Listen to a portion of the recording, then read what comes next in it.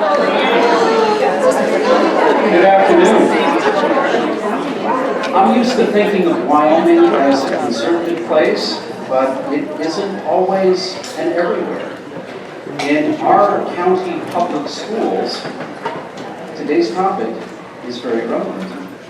A parent went to our school board and objected to some of the content in the public school library and was told it would be inappropriate content to read from those offensive books at that very school board meeting.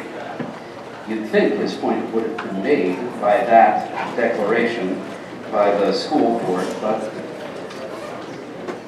those books still remain. The following session is needed. Luther's Two Kingdoms and the LGBT agenda in public libraries. What does this mean for you, the children you teach in your classical school? Mrs. Kelly Rottman has 17 years of homeschooling experience. She's also taught in both inner-city private, classical, and rural public school settings. Her two oldest sons graduated college. She continues to homeschool her youngest, who will graduate high school in December. Please welcome Mrs. Rottman.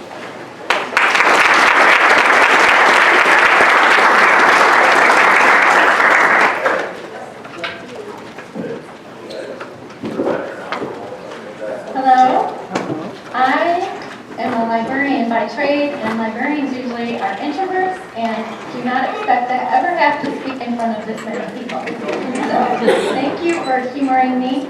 I was asked by a couple different people to make this presentation, and I acquiesced, and this is somewhat based on my personal experience, but also as a homeschooling parent, I have some great concerns about what I'm seeing being distributed, like for example, the book orders at Lutheran schools may not be aware of some of the literature that is being published right now. So my focus today is going to be on children's books. And now I'm going to stick to my script because there's a reason why I wrote it. So as you can see, I have a picture of not our synodical president.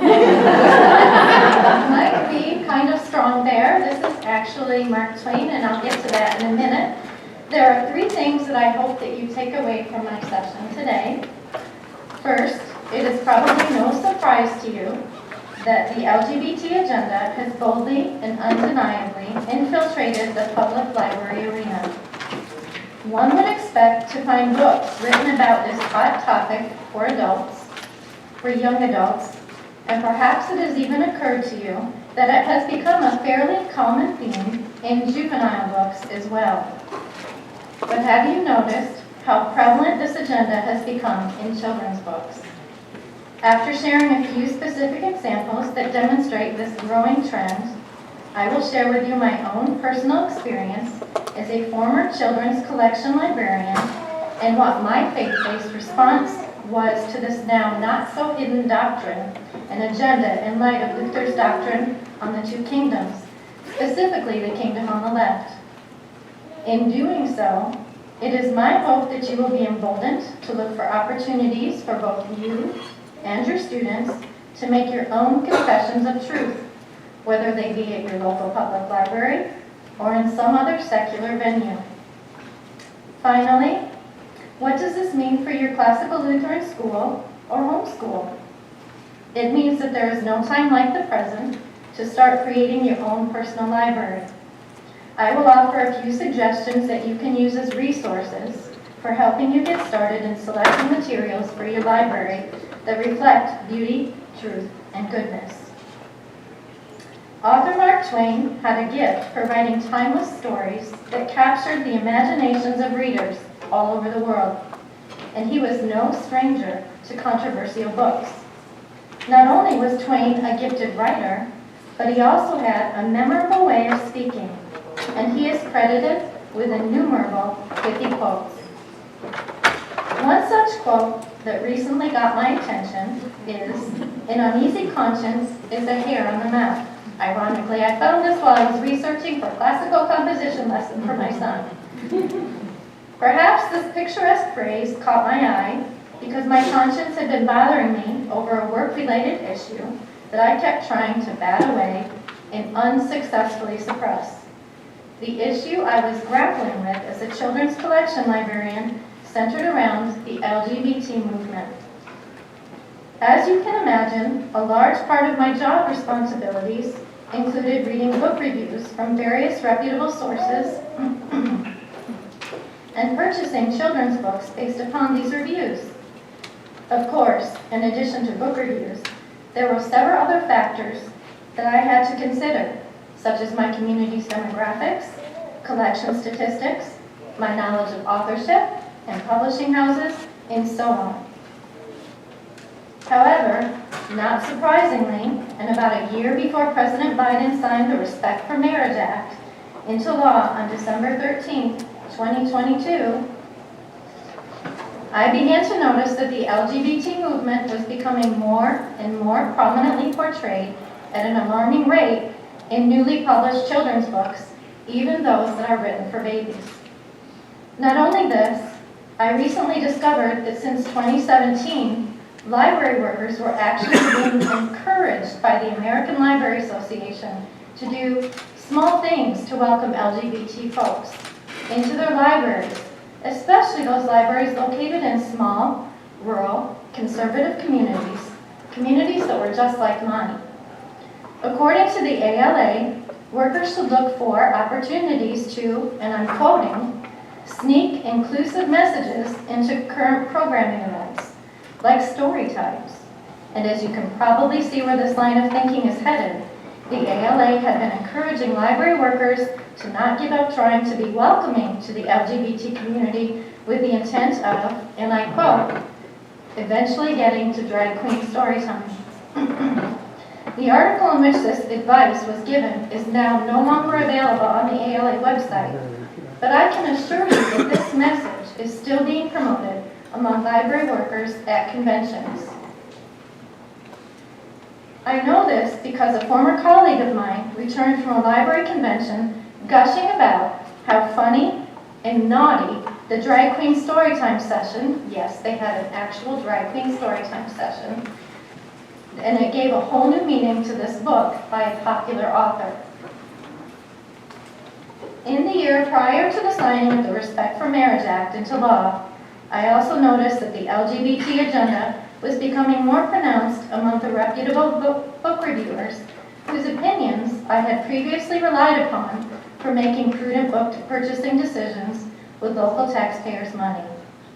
I began to notice that book reviews, like this one, featuring homosexual characters, were becoming increasingly vague, describing only characters' physical traits and purposely omitting their genders.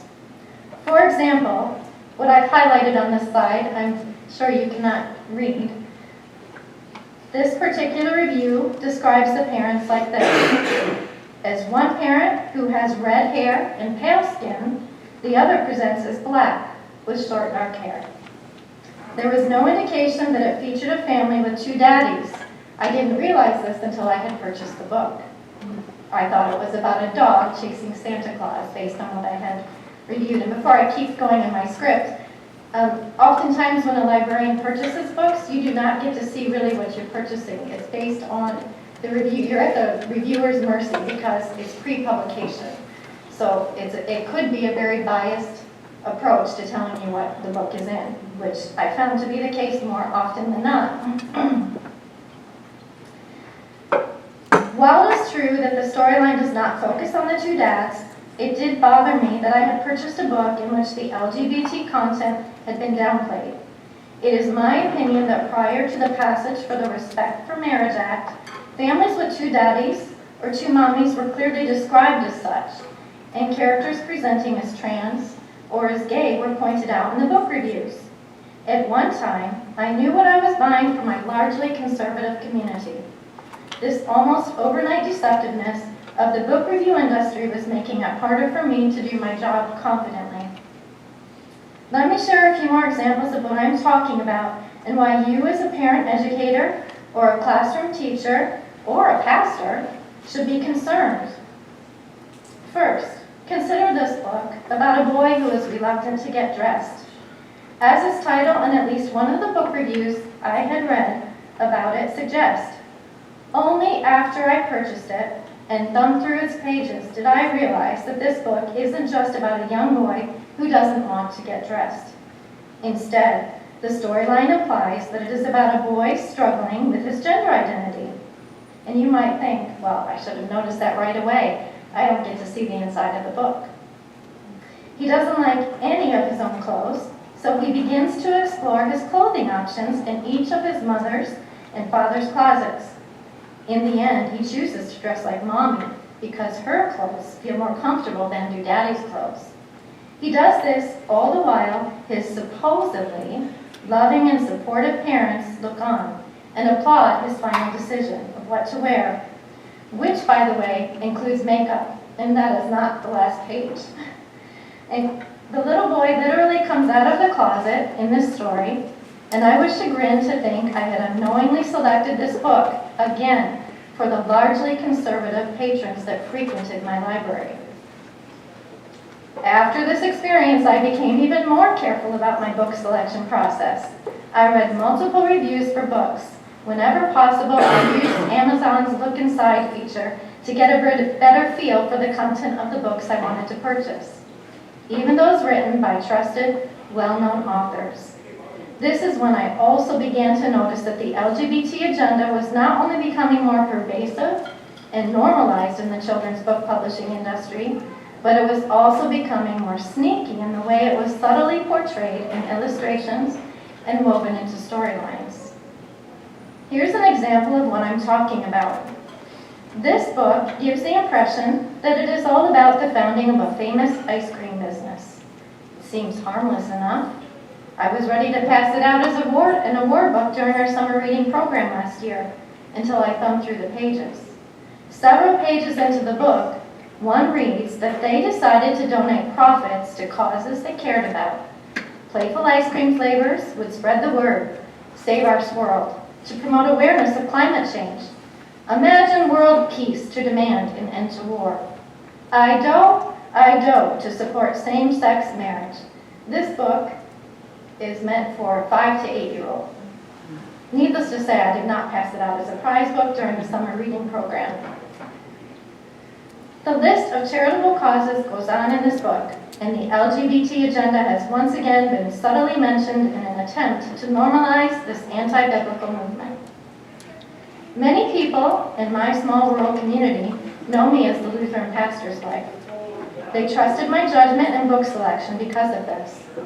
The fact that I felt like I was easily duped into buying children's book again and again that was about a controversial topic like gender identity began to create an inner conflict for me. On the one hand, I felt strongly about not censoring books, and I still do, and allowing parents to do their God-given job of overseeing what their children read. However, on the other hand, according to Scripture, I knew that it was better for me to have a millstone tied around my neck and be cast into the sea than it was for me to lead a little one to sin. A troubling inner conflict was growing between the principles upon which my faith is built and my conscience. I heard that word in the sermon this morning. Yeah. I am sure that this inner conflict was my personal hair on the mouth, to which Mark Twain was referring in one of his speeches long ago. Unfortunately, the conflict became too great for me to ignore. In my workplace, I was being gently encouraged to diversify the children's collection in order to reflect the societal changes going on around me. While I didn't disagree with this idea initially, and because I'm a library professional, it was assumed that I would be able to set aside my beliefs to do this. I needed to adapt, my coworker said, and I was naive enough to think this was possible. After all, I had been trained to know that censorship is the equivalent of not allowing certain titles on the shelves, and no librarian worth his salt wants to be accused of that. What I didn't fully realize until I did some research is that the American Library Association also defines a censor to be someone who is a sincerely concerned individual, like me, and one who believes that, by not making certain books available, he or she is improving society, protecting children, and restoring lost moral values. Since when did protecting children become such a bad thing? I realized that this is what I was unapologetically trying to do when I voiced my concern about not wanting to catalog and make available to children the questionable book that wasn't just about a little boy not wanting to get dressed.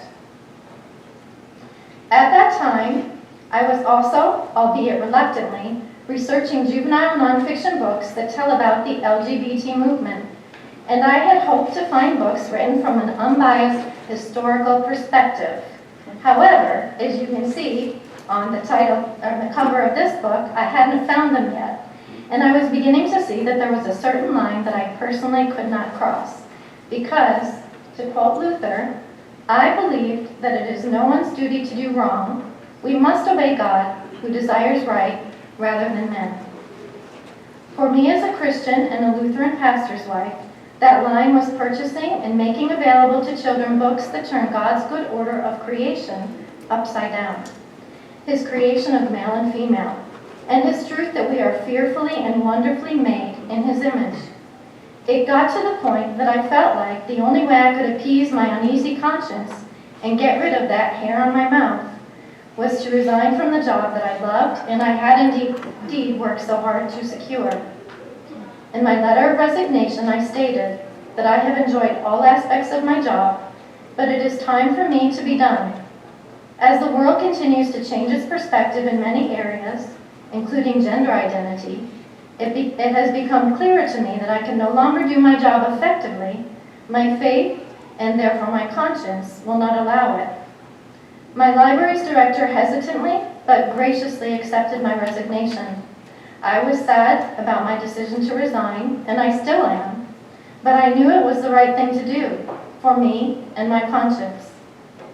I am in no way trying to demonize libraries or encourage censorship, but I am sharing my story because sometimes, as a Christian, the best thing one can do to remove that hair on the mouth, especially when the world continues to stop its ears and grind its teeth, is to walk away and point to the cross of Christ while doing so.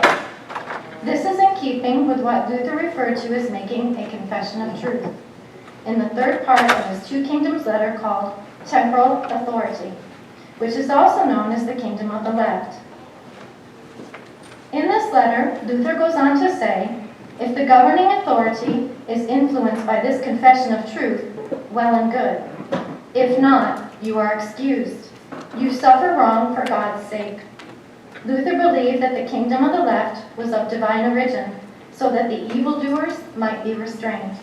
And he also believed that the kingdom of the left has no power over faith or conscience. When one works in a secular environment, conservative justification for not wanting to say or do certain things is often not heard or even mocked. But praise be to God when it is. Because we Christians are called to walk in wisdom toward outsiders, making the best use of the time.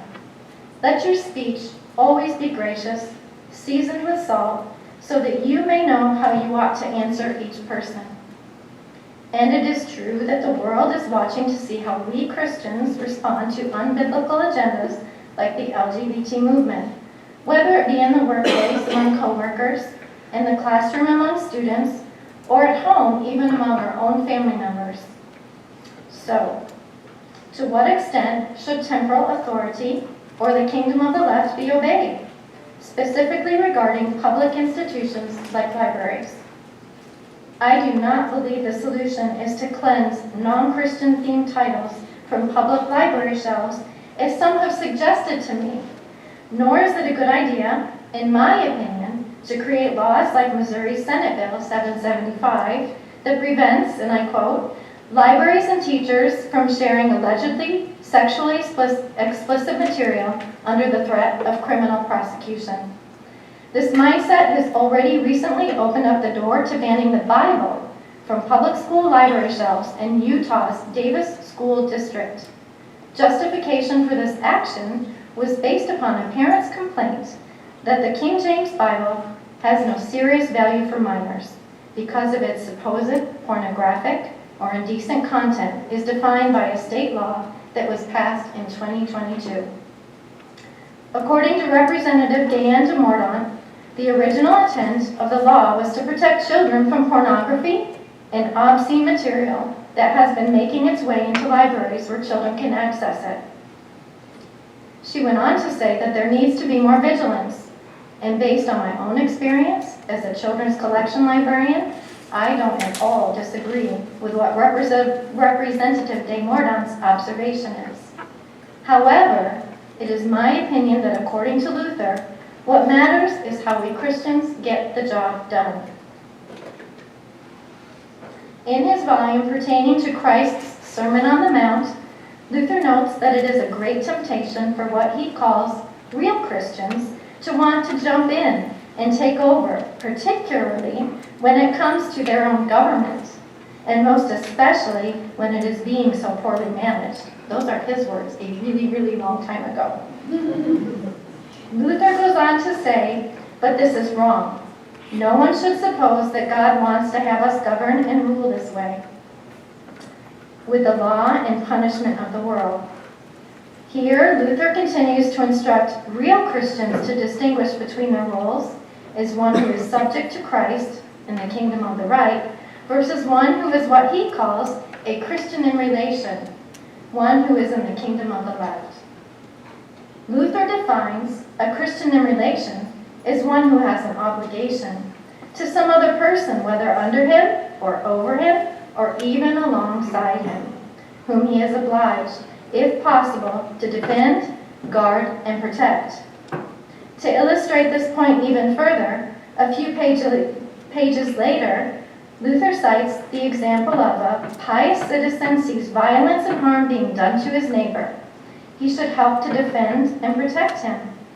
We must not sanction a wrong, but we must testify to the truth. In short, the rule in the kingdom of Christ is the toleration of everything, forgiveness, and the recompense of evil with good.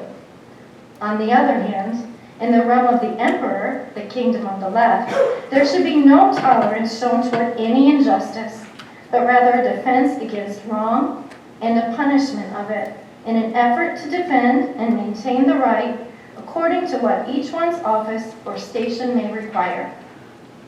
So, instead of hastily getting on the book banning bandwagon, which you can see cropping up all over our country right now, remember Luther's explanation that it is not the law that is doing you injury or injustice, for it has been instituted to defend the pious, but there are rogues and rascals sitting on judges' benches and holding public office. They will turn and twist and misuse the law to support their own whims. Here the world shows its mastery every day. Nowadays, nothing is so common as making right wrong and wrong right. Again, those are Luther's words. It's remarkable. Therefore, and I don't know how well you can see this. Oh, you can see it kind of well. Okay. Therefore, I encourage you to be emboldened to defend your youngest neighbors by simply starting a conversation with the library staff on why you find a certain children's book to be questionable. There should be procedures for the library staff, which that's a sample from a local, somewhat local library on the left. Procedures the staff should follow. And then on the right is the form that you, as the patron, can fill out. Usually they're about a page long and they vary from library to library, but this is the best way to bring a book to the attention of the staff at the library. The best way is not to take the book off the shelf and check it out, because the books stay on the shelf longer if their circulation statistic is higher. So resist the temptation to check it out, and look it over at home. You're only helping the book's cause. This is the best way to go about bringing your concerns to the library director. Not only is following this procedure, the library protocol here, the correct way to do it, but after reading Luther's explanation of temporal authority, I believe it is also in keeping with Christ's instructions for non-resistance that is included in his Sermon on the Mount, specifically verses 38 to 41 in Matthew chapter 5. The familiar verses state that, "You have heard that it was said, an eye for an eye and a tooth for a tooth. But I say to you, do not resist the one who is evil. But if anyone slaps you on the right cheek, turn to him the other also. Luther is a fan of yielding to the power of the Word, which is Christ, repeatedly in the two kingdoms doctrine. Again, in his letter regarding temporal authority, he states that heresy must be opposed and dealt with otherwise than with the sword. Here God's word must do the fighting. If it does not succeed, certainly the temporal power will not succeed either. He goes on to say that our weapons are not carnal, but mighty in God to destroy every argument and proud obstacle that exalts itself against the knowledge of God, and to take every thought captive in the service of Christ.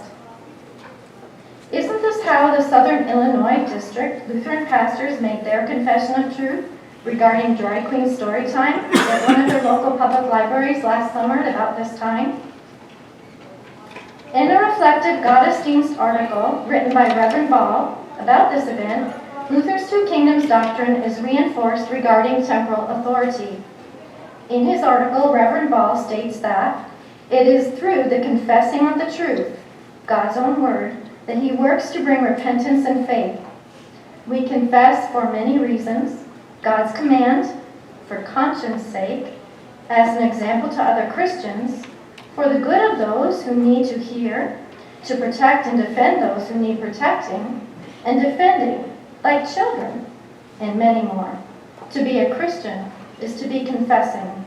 The world is very evil. What is right needs to be said. We need to act on what we believe. And isn't this how we want to teach our students and the children in our Lutheran day schools and home schools how to make their confessions of truth?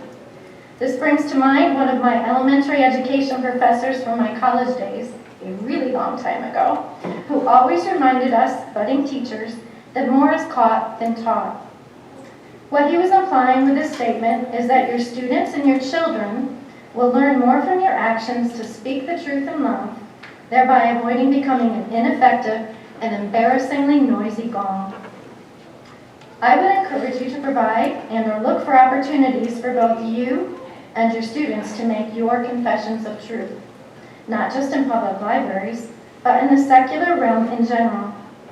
I believe one of the easiest ways you can do this is to write letters. Write letters to your local newspaper and your local and state political representatives. I think that was brought up in a session. It's all running together at this point, but I agree with that. If Sarah Hale could do this to say Thanksgiving and not get discouraged, and she wrote a lot of letters, you should look this book up and read it to your kids. It's a fun one. If she could do this to say Thanksgiving and not get discouraged, so also can you and your students for the sake of proclaiming the gospel. Participate in non-resistant protests similar to the one in which the pastors of the Southern Illinois District organized. Attend rally days at your state's capital to show your support for legislature that upholds biblical truths regarding marriage and gender identity. Provide opportunities for your students to participate in essay contests that encourage them to make their confession of truth regarding various hot topic issues like gender identity. And that's my hint for the CCLE board, that maybe next year the topic could be a consideration for next year's writing contest.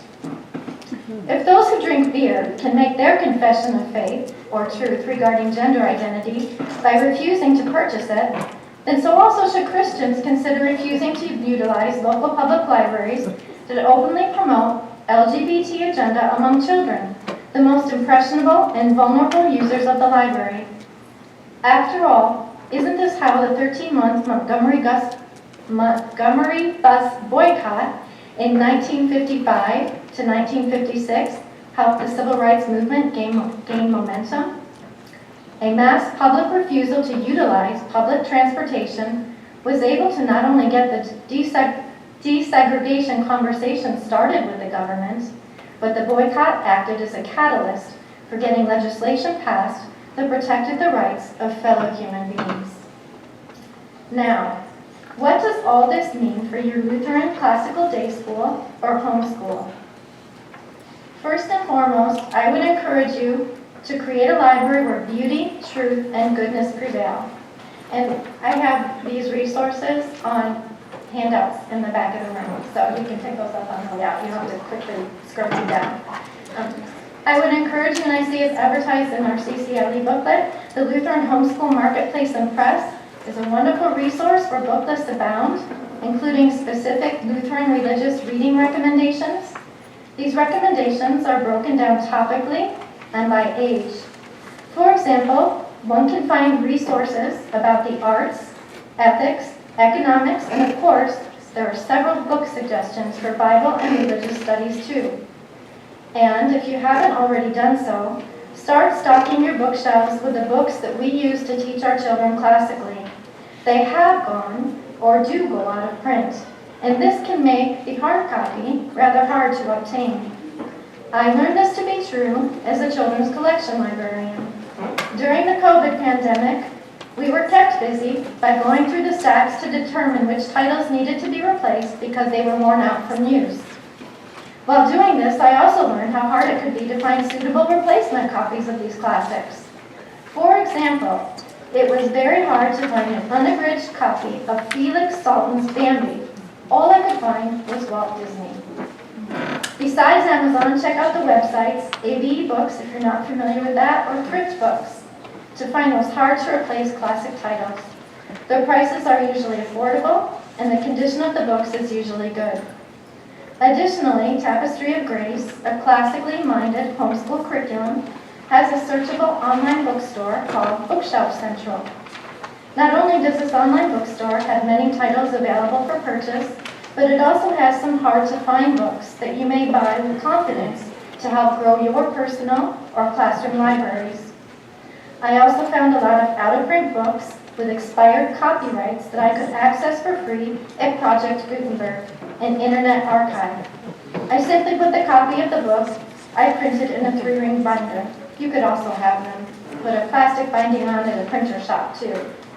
The format of these books is not always ideal or appealing to the eye, but at least you can still find the book you need to teach your students. And, unlike a library book, you can mark it up for both you and your students. I also would encourage you to subscribe to podcasts and like-minded online organizations that offer book reviews, and likely book lists that accompany those reviews. One of my personal favorites is Sarah Mackenzie's Read Aloud Revival, where you can listen to the likes of CCLE's own Cheryl Swope and my favorite storyteller, Jim Weiss, who also happens to be the audiobook narrator for the popular The Story of the World series. And yes, Sarah Mackenzie's filterable book lists are seemingly endless sources for all ages, even adults. And they offer a variety of topics from which to choose, including those topics that are hard to find, like grieving a miscarriage. Reshelled Alexandria also looks like a promising newer option as a resource for both podcasts and book lists, though I'm not as familiar with it. This website has a free, searchable database with several library catalogs, and while I didn't find it to be quite as easily searchable as Read Aloud Revival's website, it is another worthwhile tool for you to put in your library building toolbox. To find general wholesome printable book lists for early readers to college-bound students, I would encourage you to check out homeschool.com or the Gospel Coalition's A Complete Classical Christian School Reading List, grades 1 through 8. Both of these websites have easy-to-navigate book lists where many of the titles are hot linked to Amazon, which streamlines the book purchasing process. You may also want to take a look at book lists that have been created by publishing companies that are specifically classical, like Memoria Press, Institute for Excellence in Writing, or Veritas Press. And of course, if you have time to browse, you could go to Goodreads, but I'm trying to get you to think outside the box. Goodreads offers, as you know, likely know, shorter, reader-generated rated lists of classically themed books for homeschooling parents, as well as children of all ages. But I find the searches on Goodreads to be cumbersome and repetitive because there is a lot of overlap of suggested titles between lists. And believe it or not, secular book review websites can be helpful too, if for no other reason than to alert you of publication trends that often reflect societal changes going on around you. A favorite review source of mine, especially while working as a children's collection librarian in a public library, is Common Sense Media. While not specifically conservative in its reviews and recommendations, this website appeals to me because it prides itself in offering ratings written by experts in the area of child development and children's media literacy. Common Sense Media also boasts that its editorial integrity and independence is of utmost importance and claims that its reviews are not influenced by creators, media partners, or funders in any way. Another reason I appreciate this easy-to-navigate review website is that it specializes in giving detailed ratings that cover a wide range of ages for children anywhere from 2 to 18 years old. And it offers reviews for movies, games, books, podcasts, apps, websites, and TV shows. You can cover a lot of ground in a little bit of time when utilizing this particular website. Of course, there are other secular book review websites such as Kirkus, I showed you a couple of those earlier, and School Library Journal and Hornbook. But I often find them to be disappointingly misleading when trying to select children's materials, especially when I did so as a children's collection librarian. However, in spite of the apparent bias in many reviews, the value to these sources is that, like Common Sense Media, they also let you know what the popular trends are in the publication industry and what to watch out for as a parent and teacher. I encourage using a variety of review sources for help in creating a balanced collection of what you want and what you don't want. If you choose to browse book lists or read reviews on any of these secular book review websites, be aware that there is often a limit to the number of book lists you can access in a certain amount of time without being a subscriber to them. You can access them, I just said that. So it is a good idea to know exactly what you are looking for before making your selection on what book lists you want to look at or which reviews you want to read. And of course, don't forget to purchase your print copies of reference books that include book lists to help you build your classical day school or homeschool libraries. And it's a bonus if you can get annotated ones. An excellent example of this type of book is Classical Academic Press's The Classical Reader, a comprehensive reading guide for K-12 students by Leslie Raynor and Dr. Christopher Perrin. Another thorough resource is the well-known E.D. Hirsch's Books to Build On, a grade-by-grade resource guide for parents and teachers. Other excellent print resources include the 8th edition of Jim Treeless's Read Aloud Handbook and what I call the Honey Books, Honey for a Child's Heart and Honey for a Teen's Heart by Gladys Hunt. Similarly, and ironically, American Library Association's annual award lists, where books are recognized for exemplary writing, or they were at one time, or illustrations, can be helpful too. My favorite go-to award lists are the Newbery and Caldecott Medal winning books. These books awarded the Newbery Medal are selected for their writing, and the Caldecott Medal winners are picked for their illustrations. In addition to these recognized, highly sought-after awards, there are multiple book award lists sponsored by various state agencies.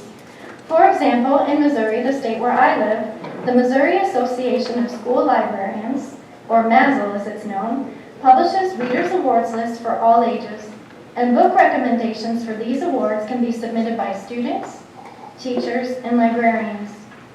That being said, you will of course need to be vigilant regarding the kind of storylines and hidden themes you may be surprised to find in some of these notable or award-winning books, especially those with more recent publication dates. As you probably already know, one of the trends today is to feature at least one major or minor character that is either transgender or gay, as in the case of this recent 2021-2022 Truman Award nominee.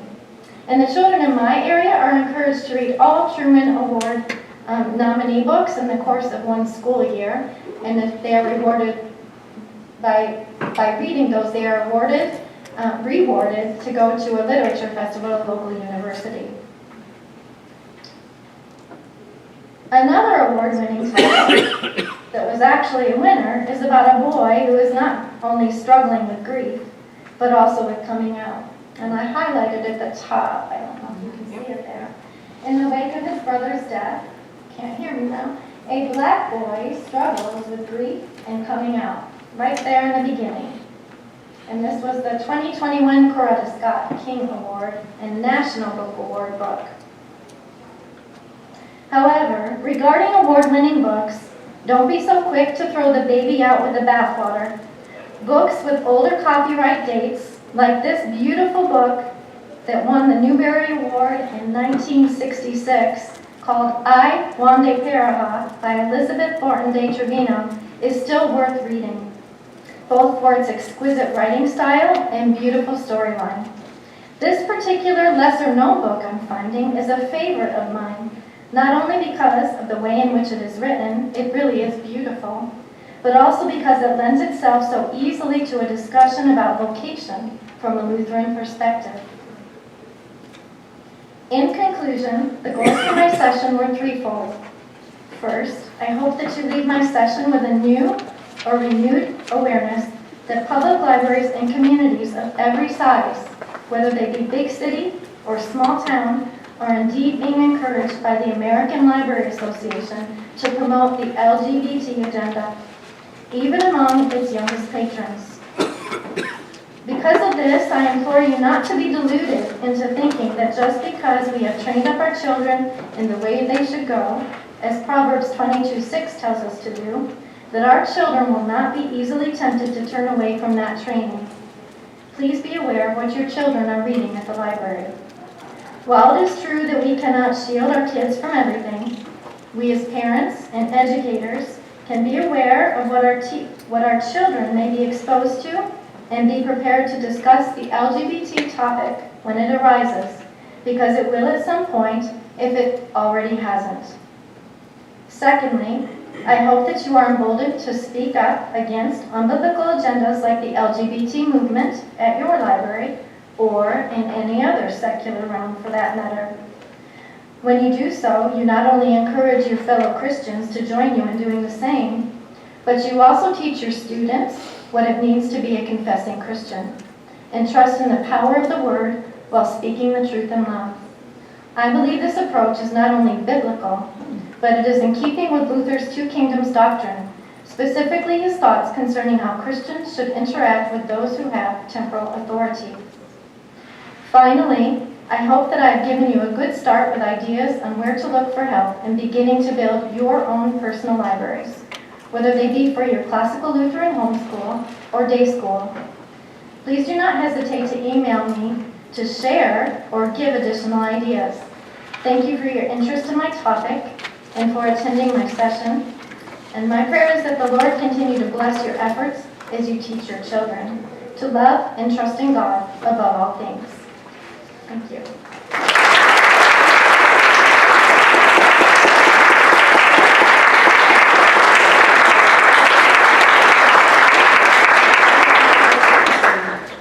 And I did leave time for questions if you have any, or if you want to talk to me privately afterwards. I'm not too good about taking this.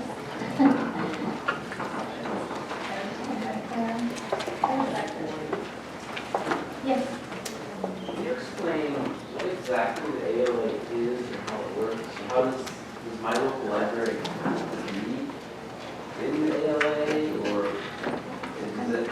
I would imagine so. I am from a very small community, and they have yearly conferences that the directors and workers are encouraged to attend, and this is the stuff that they're hearing. And if you are not a Christian, you're very open to anything, and it's really an interesting place to be, to watch and to listen to what's being promoted. Voluntary, or municipal laws? If you're a library, you're going to belong to the ALA. That's all there is to it. I'm not sure. I can't answer that definitively, but it's kind of what the Purple Palace is to our synod. I mean, the ALA is, libraries pay homage to it. I don't know if there's a membership fee. I would imagine there's something, but that's my director's job, it wasn't my job. I focused on buying books. My question is related. Is there an alternative to the ALA, I haven't found it. or at least for individual librarians? They would probably see that as being promoting censorship to have that. And I kind of explored, they were talking about privatization of libraries. I think there was a library, I want to say Texas, and I have that article in my folder here. I'd have to go back and reread it. They were openly promoting the LGBT agenda. You can walk in the library and there's displays everywhere, and people were protesting that. It was a kind of a peaceful protest. And they shut the library down, and it's been privatized, and that seems like a good idea, like the Lutherans could get together and start their own libraries, but I don't believe that's how privatization works. I think that you're opening the door to have some entity that may not be Christian tell you how to purchase your books, and that I don't think is the solution either. I wish I had the solution, but I don't. At least not yet. Okay, looks like that's all. Oh, we got a question. The concealment of these things is particularly troubling. Yes. In cases where direct opposition to the library's selections may not be very fruitful, what about encouraging the library to clearly label inclusive books, perhaps even promote them as such, so that we parents can know to avoid them, label them as it were? Good point. I tried bringing that up and it was shut down because they said that that is making, it's kind of singling out one particular community. My argument was, well, we mark the Christian fiction books, we mark historical fiction books, we mark mysteries. Why would we not want to mark the LGBT books? And my people couldn't hear of it. They just thought that was crazy. I don't understand. You're phrased as a celebration. Yeah, maybe so. Maybe that's what I needed to say. Yes. It's my understanding that the organization Protect My Ministry is doing a lot of really fine work in terms of legal backing for congregations that would like to make solid, powerful statements about what they believe, what we believe and teach. Regarding transgenderism and a number of other issues. Particularly, I would cite President Harrison's recent note out with some excellent statements that can be used in that regard. Are you aware of any organization like, or does Protect My Ministry do anything in that regard, to work with congregations and schools to make sure that we are prepared and are able to make statements of our faith and be protected from being accused of attacking free speech? I don't. That's beyond my expertise. It's not wrong to just say, hey, I don't like this book being available to my 5-year-old child, and they should hand you a form. Will tell us why, and they'll bring it up to the library board, and they'll discuss it. Likely it'll be kept on the shelves, because I know how that world works. But at least you've made your statement of, or your confession of truth just by filling out the form. You just let them know that you're there and you're watching, and you're a taxpayer. Thank you. Well, I'd like to make a comment. I'm not recommending this, but one of our very small communities out of the Richmond area, out in the county, the people there said there's several books they want to be pulled from the library. Of course, you know, the librarian said no, but then their funding came up and it didn't pass. And they said, if you want us to pass it, we can remove these books. They again said no, and the next time it came up, it still didn't pass. So they just lost their funding. So and as you mentioned, we're taxpayers, so I guess that's an option but I wouldn't recommend it necessarily. My librarian does a lot of great things too. I mean, outside of the horrible things it does. I agree. My director, she's a very, very good director, except for this. Yeah. I don't agree with this. And she did respect what I wanted. And the way it was circumvented is that she had a coworker catalog books I wouldn't, and she didn't tell me that she did that, so I came to work and it was on the banner, and I thought, wow, that's my association, that's what I do for a living, and I just didn't want that association with our church, because our community is very small. So that was my choice. I wasn't pressured into it. I chose to stop doing that line of work because my conscience was bothered. So. All right. Well, thank you again.